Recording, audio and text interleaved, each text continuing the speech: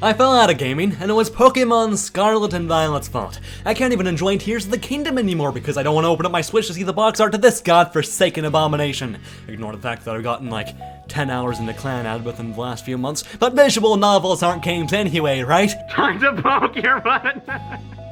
I've become truly unhinged. It says a lot when a game kills my passion for the entire medium. I'd already been falling out of the gaming sphere for a while, starting with Pokémon Sword and Shield, but Pokémon Scarlet and Violet was the true nail in the coffin. Remember when games were finished upon release? My favorite franchise is Mario, because every game, not you, is treated with so much care that you can just see the passion oozing out of the developers. When Pokémon Sword and Shield dropped though, I felt like Pokémon turned into a lifeless husk of what it once was. Don't get me wrong, the 3DS games were riddled with problems, but it was still obvious how much the developers cared for what they were making. Sure, they were stretched a little thin, but since the games were still not on a home console, it was acceptable. I feel like it was at this moment, though, that we Pokémon fans wanted something different. That's exactly why, when Pokémon Sword and Shield were announced, the Pokémon community went insane. But for all the wrong reasons. Instead of living the home console dream we've always wanted, we instead got a rushed and mediocre one. At the time though, I enjoyed it. For as many issues as Pokémon Sword and Shield has, I do have one very important thing to say about it, which is that it was a functioning game. Sure, the draw distance was worse than a Cardi B concert, but the game had no glitches. I know that's an extremely low bar to fulfill, but I was a 14-year-old sucking on more copium than your dad did with your mom's dick. I think it's funnier if you just picture that in your head. Jokes aside, I liked Pokémon Sword and Shield, and hell, I even replayed it.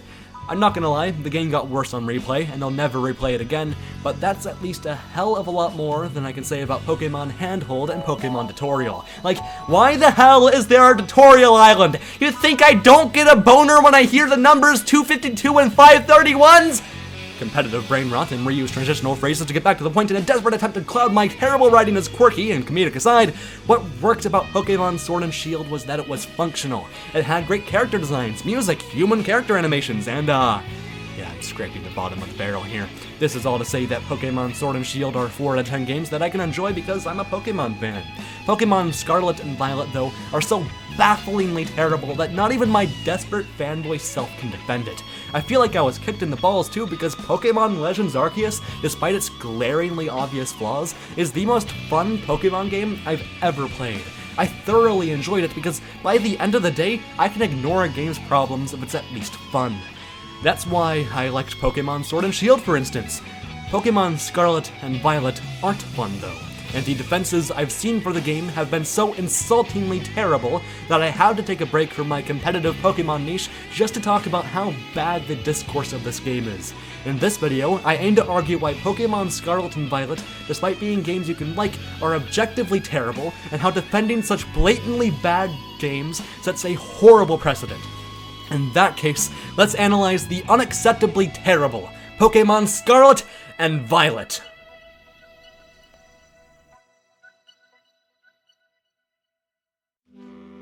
I know this is the most overdone criticism for Pokémon Scarlet and Violet ever, and I don't want to spend too much time on it. The reason why is because I don't really care how well a game performs. I just want my game to be fun. There is a caveat to this though, as when a game isn't fun, it makes any performance issues unbearable to deal with. I already didn't enjoy Pokémon Scarlet and Violet, and the performance issues just made it worse. I really badly want to move on to my next point too, but I have to refrain and explain just why the performance is so terrible. Of course, I can't just make a claim and expect you to instantly agree with me on it. That'd be stupid. As such, let me tell you about lag. Lag is a thing where, okay, I know you're not retarded. You know what lag is. If you've played Pokémon Scarlet and Violet for even a second, then I'm sure you're aware of how much the frame rate drops when a Pokémon is far away from you. Now, to be fair, this is an improvement over Sword and Shield, where they would just plop into existence like a fetus exiting the womb of a buzzwole. It made me want to shoot my eyes so badly in that game that I do have to give Scarlet and Violet credit where it's due. This doesn't mean that it's excused though. It just went from killing this poor little Azurill with a gun to doing it with a knife instead. Sure, a stab wound makes you enjoy the sweet release of death longer than a gunshot, but you're still being fucking murdered. That doesn't even mention the various frame rate drops and the worst offender in the camera.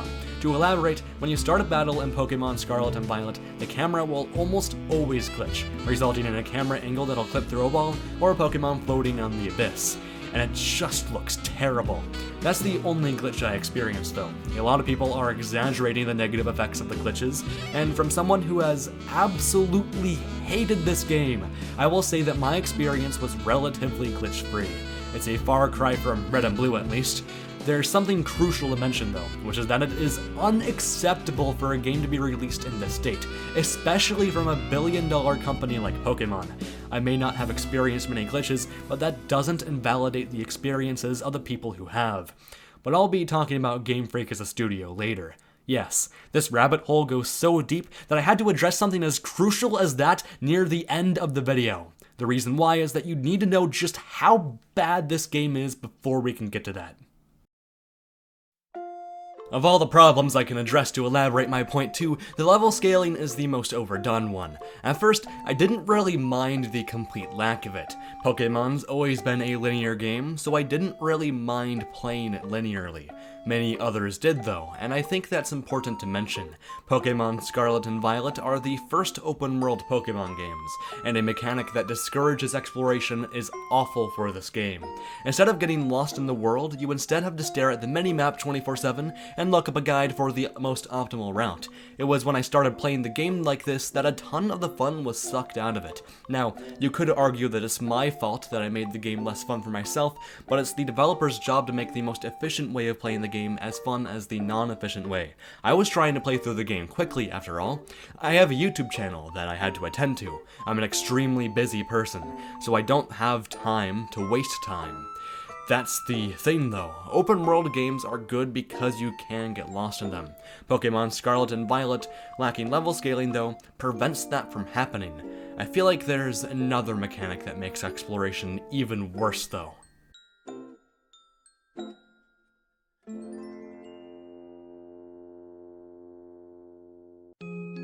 That mechanic is one that everyone is either ignoring or is gaslighting you into thinking is not a big deal. That is, of course, the catching mechanics, which are an unacceptable downgrade from Legends Arceus. Legends Arceus dipped its toes into the open world style, and it made a ton of strides in making catching a more fun experience than the tedious, borderline unplayable bore fests that they used to be. The game never felt empty because the catching mechanics were so fleshed out that catching each different species felt like a completely different experience from the last. Some Pokemon would sit there, some would run away, some would attack you. You had a crouch and dodge roll to catch the bashful Pokemon. Creating a strong team was still important to catch the predatory Pokemon. There were a ton of new items that helped in catching. You could throw your Pokeball in real time, being able to do this with 2 new types of Pokeballs, which operated very differently from the standard Pokeball.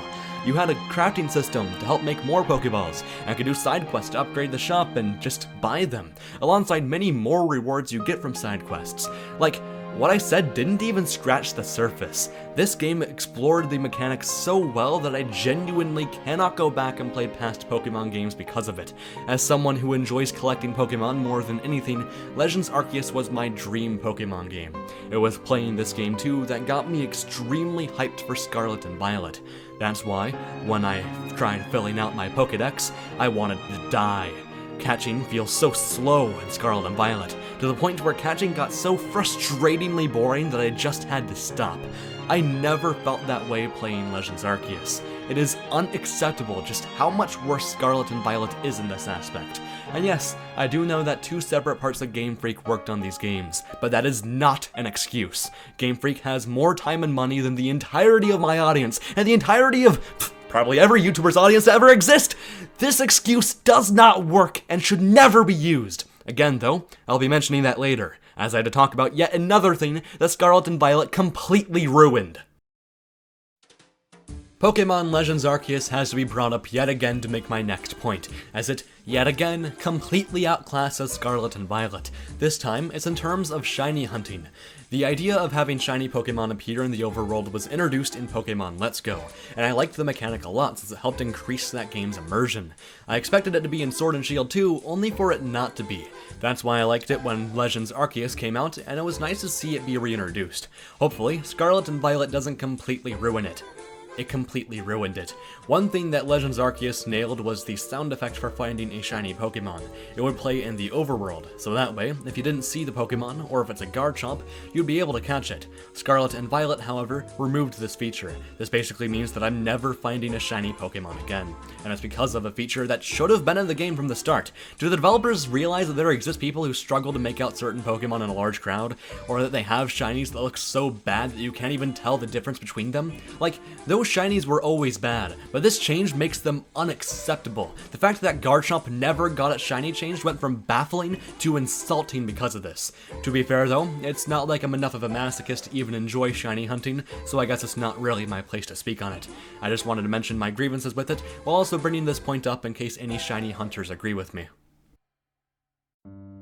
One thing I feel like I can speak on though is the character design and graphics of the game. Of course, I can't go into any detail explaining why I think this game looks worse than anything prior, but I can say what looks good and what looks like Stonejourner. As such, let's jump right in! Say it in a stupid voice. Also say this part of the script out loud because it'd be funny. Cough. I think Pokemon Scarlet and Violet look like dick. Hell, I'm straight, and I'd rather look at a guy's dick than this game. Okay, it's not that bad. I do have my tape-pilled masculinity to worry about, of course. God, my jokes just keep getting worse as the video goes on. I do think it's funny though. Legends Arceus looked like shit because of how desaturated and dull the whole thing looked, but Scarlet and Violet looked like shit because of how goddamn colorful everything is. Life seems like it would be there, but there just isn't any detail to it. I don't even know how to describe it. It just looks bad. It looks empty. It looks like a fucking corpse. I think I would have been fine with it though if the game was faithful to Sugimori's art style, but it just isn't. Nothing in this game looks like Pokemon, with the obvious exception of the new Pokemon, which despite being an experimental bunch, are still a bunch that I've grown on a good amount. Actually, I want to take a detour to compliment Gamefreak for a bit. A surprise, I know. One thing I liked is how the models were reworked. Like, Charizard is a better model now, and it's awesome. The model was already great, but the attention to detail required to improve it is something that I highly appreciate.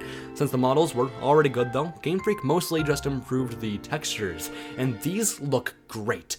Reptile Pokemon now have scales, metallic Pokemon have a shine to them, and Pokemon will look different in water or when it's raining. These are great changes, and are some of the few aspects of the game that are an improvement graphically over prior games. If the limited dex was required to make a miracle like this happen, then I'm genuinely all for it. Bravo, Game Freak. Anyway, back to complaining. The biggest reason for the uncanny look of the game comes from the character design. Coming out of Sword and Shield, a game with some of the best character designs, I've been extremely disappointed by the look of Scarlet and Violet. This is for a few reasons. The most apparent is that it's trying to go for a more realistic look. Pokemon's always had a very anime-inspired look, and as a weeb with over 75 days of anime under its belt, I liked it a lot. Pokemon's art style is iconic, which is why the decision to make the eyes more circular while adding noses just ruined the look of the characters. It sucks too because I like some designs like Iono, but she just got completely cucked by this horrible new art style. Like, the rivals, for example, all have designs that I personally don't like. Why? I don't know. They just don't look good to me. This isn't because they're woke or something either. Trust me, I think politics are dumb, and I don't want to think about them when spending ages writing scripts about why telling people they need to stop vigorously defending a kid's game will bring me far more joy, while achieving the same goal of never losing my virginity. Depressing life circumstances aside, I think the new art style shows itself most brightly through the NPC designs. These designs are extremely forgettable, which is crazy given how iconic many of the previous designs are. With the exception of Moist Critical, which is unironically the best part of this game and possibly every Pokemon game to ever exist, I could not tell you a single NPC design in Scarlet and Violet, while Sword and Shield had quite a few good ones. Hell, even the important characters looked awesome in Sword and Shield. They had some of the best gym leader designs, while the only one that stands out to me in Scarlet and Violet is Iono, and that's only because I'm an anime-watching degenerate.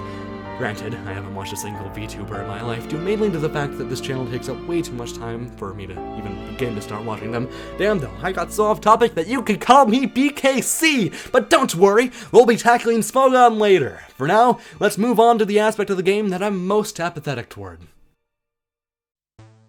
The story of Scarlet and Violet is not one that I experienced. Why? Because the tutorial was over an hour long and I was so salty about this that I just skipped the rest of the dialogue. As such, there's not much I can really talk about. To be fair though, I don't play video games for their storytelling, unless they're a visual novel like Clannad and Persona, a statement that'll piss off every Persona fan. I play video games for fun gameplay. As such, I don't give a flying fuck about Arvin's dog. Boo-hoo! He's gonna die! Well, guess what? We all die! Just like your dumbass, I'll die at age 50 due to alcohol poisoning I received from criticizing too many kids' games instead of getting a girlfriend! God damn, that was harsh. Seriously though, these cutscenes were so long. Like, Jesus fucking Christ, just let me play the damn game already! I know this will be a tangent too, but the fact that you had to beat the Titans just for Koraidon and Miraidon to not control like a failed suicide victim is insulting. It's funny too because the Team Star storyline is somehow even worse! This time, whenever you beat a Team Star admin that the game gave you no reason to care about, you'll get an extremely lazy Demon Slayer-esque cutscene where the characters just tell you their backstory. I know you don't like paying your animators, Gamefreak, but this is unacceptable. It's for these reasons that I just can't get behind the story of Scarlet and Violet. Yes, its story is better than Sword and Shield, a game with a genuinely terrible story, but that's quite possibly the lowest bar you could cross over. I'm already running into roadblocks with saying anything else though, especially since I stopped playing the game before I could make it to Area 0, so I'll elaborate on my animation point. The animations of the 3DS Pokémon games were never criticized. For a handheld console, they worked just fine. Actually, some of them looked pretty cool, the main ones being the ones which would change the camera angle like close combat. They really make you feel the impact of an attack by doing that. Of course though, these animations only worked on a 3DS. If they were to be on a home console, they'd look out of place compared to the high standards set by the Switch's best games. That's why, when nothing changed, people were justifiably confused. It wasn't the biggest deal though, until Gamefreak cited making better animations as one of their core reasons for removing the National Pokédex. Given just how much Dexit stoked the flames of the internet, it should have been no surprise that people hammered the animations of Sword and Shield. And this was justified given how choppy a lot of them looked. Like, Double Kick's animation is genuinely insulting to my eyes. It seemed like they listened to the criticisms of Sword and Shield too, as Legends Arceus, despite not looking amazing, was an improvement. Not only were the animations faster, but contact moves actually saw Pokemon getting close to each other. Battles had always been criticized for how slow they felt, so Legends Arceus was a massive step in the right direction. One thing to note though was that the camera, now being controlled by the player, ended up making animations like the previously mentioned close combat worse. I chose to look past this, however, as I thought the improvements made up for what was lost, and that it was a worthy sacrifice. Now let's talk about how Scarlet and Violet ruined them. Now we're back to the hellscape of Sword and Shield where the animations are slow and look like crap. The camera isn't fixed anymore either, which means that the one blemish of Legends Arceus' battles was carried on to make battles feel even more sluggish than they did in Sword and Shield. This is embarrassing. Why are people okay with this? How could people look at the difference between how Pyro Ball looks in these two games and not want to end all of humanity? Again, the fact that this game looks so bad is just so baffling to me. How the hell did this even happen? Alright. I'll stop having a mental breakdown and go to therapy. You actually thought I'd do that. I was starting to think you were smart. To be fair though, this will probably be my hottest take. Toby Fox is overrated. Don't get me wrong, he's a great composer. The soundtrack to Undertale is amazing, and I really liked his take on the Battle Tower in Sword and Shield. I just don't think he's this musical reincarnation of Jesus Christ like everyone has made him out to be, which, like, obviously isn't his fault, but is something I needed to get off my chest. Again, I like his work, but I'm gonna say it, the soundtrack to Sword and Shield is better. Why? I don't know. You think I actually studied music theory? Yeah, my take is pretty half-baked here. I just wanted to say something that was probably on a few people's minds, but something that they were too afraid to say, so you're welcome. Something that everyone is in agreement though is the flawed state of competitive singles. Talking about competitive Pokemon singles is my main niche on YouTube, and is honestly the only thing keeping me a fan of Pokemon with how much worse the games have gotten. It's because of this that, and more than any other subject, you can trust my take here. So let me give a hot take. Terra should have been banned. I don't know about VGC since I'm not a nerd who plays dumb nerd games, but in singles, this mechanic is really dumb. For the longest time, I thought it was really cool and changed up the game a lot, but it really doesn't. You're either gonna Terra into a stab type and make yourself impossible to wall, or you're going to change into some bullshit defensive type to set up and sweep through your opponent's entire team. Sure, there's opportunity cost given how you can only use it once, but the reward for guessing right is massive, and given how volatile the meta is due to how inherently offensive it is, it makes that one turn matter all the more. Let's talk about that though. The balance changes that Scarlet and Violet were controversial, to say the least. Many of them were made with the goal of speeding up the game, which I think is fine. I liked running balanced teams myself, but having a generation that favors offensive teams sounds like a breath of fresh air, given how stall and balance usually come out on top. Hell, I'm a huge supporter of a lot of these changes too. Removing Scold was easily the best of them, essentially banning a move that should have never been legal from the start. Other changes were good too though. The lack of transfer moves makes Defog less slappable, and forces the Hazard metagame to actually be interesting, a stark contrast from how stupidly boring the Hazard meta becomes in both USUM and SSOU. A change I'm more hesitant on though was the recovery PP nerf. Given how much stall and balance were already nerfed with the two changes I already mentioned, I think this was complete overkill. Sure, this doesn't bother Regenerator and Pressure users, but this makes the defensive side of the metagame significantly more boring when it comes to your options. Thankfully though, Scarlet and Violet added a whole host of brand new defensive Pokemon who are probably my favorite defensive Pokemon we've seen. We have Dondozo and Tinlu, who have insane stats, but are balanced by their lack of reliable recovery. We have Skeledirge, whose signature move makes it genuinely threatening. Then finally we have God itself, Clodsire. That doesn't even mention the new offensive options like Golden Go, who is the first true spin blocker since Black and White. It goes without saying, but I love Golden Go. I also love Iron Valiant, whose variety and power are made up for by its lack of bulk. It's funny though, I feel like I'm forgetting an elephant in the room. Great Tusk is worse than Landorus Therian. There, I said it! Landorus Therian is one of my favorite Pokemon, and I genuinely think that metagames are worse without it due to how much utility it adds to a team. It fits in so many roles, and Great Tusk seemed like it would be the new Landorus Therian. I'll be honest though, I think Great Tusk is really boring. It's obviously not broken, it's just that I think the metagame is made less interesting by its presence. It's just too easy to spin away hazards with it. It also doesn't help that it's hard to tell if it's an offensive or defensive set, meaning that you can't just switch in Golden Go for free. This becomes all the more alarming when you remember that it has such a threatening stab combination, while Landorus Therian only has one stab. Well, one stab that you can actually use. Fighting Great Tusk just feels like a chore more than anything else then. I hope I explained myself well enough there, but I probably just sounded like a buffoon.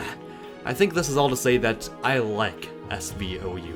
It's got a lot of really cool ideas, and this feels like the first time that Gamefreak actually cared about balancing singles. Sure, it didn't need any changes given how Smogon will just do it all for them, but I think it's appreciated that singles are finally being taken seriously now. It is a little disappointing though. There are aspects of the metagame that I think are really flawed, and I feel like it's holding it back to the potential that it really deserves. To be fair though, I felt the same way about SSOU. I hated it when it was still in the phase of being balanced, but have grown to enjoy it respectively. I'm hoping that that'll be what happens with SVOU, as I desperately want to love it. In the meantime, I have a confession to make. Why so out of the blue? Well, it's because it's extremely relevant to this conversation. You know, I've been lying to you this whole time. I actually do get bitches. Why? Because I don't play VGC. Jokes aside, I don't know anything about the actual metagame of VGC, so I won't be judging that. Just watch Wolfie if you want to know anything about it. What I will touch on though is how Scarlet and Violet has made VGC less accessible than in Sword and Shield. Yes, this is something I care about, as even though I throw so much shade on VGC you'd think I'd be a vampire, I do think that getting anyone into any form of competitive Pokémon is important. Despite how big Pokémon is, competitive Pokémon is extremely niche, since competitive Pokémon has always been historically difficult to get into. The games don't tell the players about EVs, IVs, natures, items, PP-ups, hidden abilities, egg moves, transfer moves, move tutors, battle points, or any of this other nerd shit. Building a team requires deep planning that no person should reasonably expect. That's why hacking became the norm, and still is the norm within the community. Hell, not even hacking's accessible. You think little Timmy knows how hacking works? I didn't when I was his age. It's for this reason that every new Pokémon game has taken steps forward to making building a team easier. Pokémon Sword and Shield is the most notable example, as building a team in it has never been easier. Sure, it would still take about a week, but that's far better than the months it would take in prior games. That's why we all assumed that Scarlet and Violet would make some steps in the right direction. Wait a second. The exact opposite happened. First things first, breeding was ruined. Sure, you don't need to breed your Pokémon anymore if they're a physical attacker not in Trick Room, but special attackers and Trick Room users are still very common. Since Gamefreak didn't add a way to decrease IVs, it means that you'll have to breed any special attacker or Trick Room user you want on your team. This normally would be fine since the standard has already been set by every game prior, but the addition of picnics turned breeding into a time-consuming slog, unlike anything before it. That's tame though, in comparison to Terra Shards. If you want to change your Pokemon's Terra type, then you need to collect 50 of these. Ignore the fact that you can only get like 3 of them by doing a time-consuming and genuinely painfully unfun raid battle, and that you can't even guarantee what type the Terra then will even have, because a collectible shouldn't even be required to change the Pokemon's Terra type. Pokemon should just implement a battle simulator like Showdown at this point. Showdown has been outclassing you since 2012, Gamefreak. I genuinely feel bad for VGC players who don't want to hack. Even in Sword and Shield it was an ordeal to make a team, and then Scarlet and Violet just made it worse. Shame on you, Gamefreak. Shame on you. I'm not done talking about the competitive scene either, as Gamefreak's handling of Pokémon Home is genuinely insulting. For those of you who go outside, Pokémon Home is a yearly subscription service that allows players to transfer their Pokémon to other Pokémon games. When given compatibility to Scarlet and Violet, it would give that game a selection of new Pokémon to use in battle.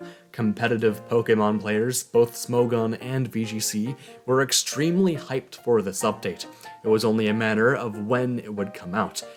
It took over 6 months. There was no way in hell this would have taken so long to program. Pokémon Home is barely even a video game, and yet it took this long to implement its compatibility to Scarlet and Violet. I think I might have been more forgiving too if Gamefreak just stayed silent on this matter, but it was frequently delayed. Something that a college student in training could program in a day took Gamefreak over 6 months with multiple delays. Of course, I'm glad this eventually happened. The competitive scene is a lot more lively now after all. I just don't think we should forgive how long it took for this to happen. And let's hope people never forget it, so something like this doesn't happen again. Throughout all of this though, there's been an elephant in the room, which is the upcoming DLC. To anyone who thinks that DLC would save Scarlet and Violet, you're wrong. We saw how with Sword and Shield, the DLC didn't fix the game's fundamental issues, but instead put bandages on certain things. This was somewhat fine with Sword and Shield, since it wasn't a fundamentally terrible game, but in the case of Scarlet and Violet, it's far too flawed to be fixed with a bandage. While I could elaborate why, I'm going to refrain, since I imagine you've already heard all of my arguments for why I think that's the case already. I just wanted to shut down anyone who unironically thinks this is a good defense for the game, especially given how bullshit it is that they're charging us for it at all. One of the last things I want to mention though is the Gamefreak is lazy phrase that I've heard everywhere since Sword and Shield released. I think this phrase is fundamentally flawed. Gamefreak isn't lazy, they're instead being overworked. People like to mention that Gamefreak only has around 150 employees, and that they're being stretched thin between multiple Pokemon games that they're having to release on an annual schedule. This is a fair point, but I disagree with how it's used. I'm glad that we agree this is a problem, but I disagree with the idea that this excuses the quality of a bad game. All three sects of the Pokémon company make more money than all of us combined will ever make, and yet they choose to go for the cheapest route, which is to only pay a limited amount of employees who are forced to rush out bad games. I can't imagine working at Gamefreak when such an insane schedule is being implemented by higher-ups, and it's why changes to the company need to happen if we hope to avoid what happened with Scarlet and Violet. Okay, but how do we do it? Well, I'm glad you asked. First off, we need to hand the remakes and Legends games to other studios. And no, not the ChatGPT bots who made BDSP, which is somehow worse than Scarlet and Violet. Then the other solution is simple. You just increase the employee count. The Pokémon company has more than enough resources to make these basic demands happen, and if they do happen, we'll be able to get better Pokémon games, even potentially at the same rate if we were to get 3 different studios making them. This is all hypothetical though, as I know that will never happen. I'm going to be completely honest. I feel really hopeless writing this part of the video and recording these lines. I doubt it will get any views despite the effort I put into it, since this isn't within my usual niche, but I also think that this video won't solve anything even if it does blow up. We're at a point now where Pokemon fans have become so brain dead that they'll accept anything that comes their way. I can't do that though. To be honest, I'm genuinely jealous of the people who can just enjoy things without having to be an overly critical killjoy like myself. So if you liked the game and genuinely don't care about the various problems it has, then I think that's fine. One thing I will not accept though are the people who think it's okay for a game this flawed to have been put in stored shelves with a $60 price tag. Its defenders have successfully invented a narrative of gaslighting people into thinking that the only flaws are the performance, when almost every single aspect of the game is objectively worse than what came before it. I'm making this video because I care. I love Pokémon. Pokémon is literally my life, so I want to enjoy it to its greatest extent. There comes a time, though, where I feel like I have no choice but to put my foot down and just say something. I wasn't going to say anything. I was content in continuing to make Metapod viable in every generation of competitive Pokémon. But as the discourse of this game grew more toxic, I felt like I could no longer stay silent. If there's one thing to take away from this video, it's that there is absolutely no excuse for how Scarlet and Violet ended up as terrible as they are, and that defending this game sets a horrifying precedent for what Gamefreak thinks is an acceptable game to release. I want good Pokemon games to exist, and to do that, I have to be harsh toward the series, because if games like these continue to release and continue to be defended, I don't think I could stay a fan. Even then though, it's not like a threat like that'll actually matter. People, including myself, will continue to buy these things with the expectations that things will get better, but my patience is finally starting to run out. In conclusion, I love Pokémon, but I love good video games even more. Thanks for watching my unhinged mental breakdown. I don't usually make videos like this, so I probably screwed up in certain areas. But hey, unlike Scarlet and Violet, the video didn't need a patch. Yeah, the emotions here are running rampant. Why wouldn't they when you're seeing something you love get destroyed in front of your eyes? But hey, if the games can't do it for me, then the community certainly can. Even when Pokémon is shooting itself in the foot, I at least have thousands of you who can watch me talk about the aspects of it that I both like and dislike. If you made it this far, then I genuinely thank you from the bottom of my heart. Whether you're a longtime fan who wanted to see this experiment of a video, or you're a newcomer wanting to see yet another person tear this game to shreds, I thank you. but I especially thank those of you who have made it to the end while disagreeing with me. I may have been harsh, but if you enjoyed the game, then more power to you. Also, feel free to tell me about the aspects of the game that didn't suck ass. I know I didn't get to talk about the improvements made to shiny hunting, the areas of the story that are actually good, and the actual metagame of VGC. So those are all areas that I really want to hear more about. The reason I didn't cover them, though, was because I play Pokémon for different reasons than other people. The game happened to have everything in it that I disliked, but it could have everything that you like in it. That doesn't invalidate my opinion that the game is a strict downgrade from everything before it, but that also doesn't invalidate your enjoyment of the game. Enough damage control, though. Now I have to thank my favorite viewers, the Patreon supporters. Those are my NFE patrons Filthy Cubone and Jesse, OU patrons Regimania and J3 Puffin, Eternum, Torkin Peter, Mystic Owl, and Yoshi64, alongside my Uber's patron Plasma Energized. Your support keeps this channel growing. If you want to allow for more passion projects like this to flourish too, then please consider becoming a patron. The lowest tier is only $1. Thank you.